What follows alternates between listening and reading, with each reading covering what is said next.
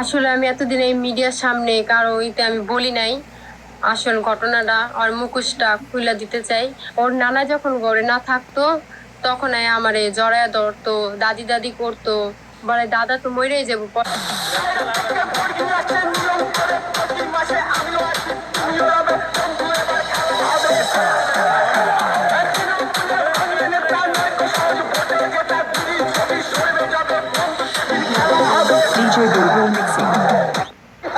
তো আমি তোমার বিয়ে করবো। ইয়াস ইয়াস ইয়াস ইয়াস ইয়াস তোরা কি জানোস ও না আমি কোটি কোটি টিহা দে মনে কর বেড়া করা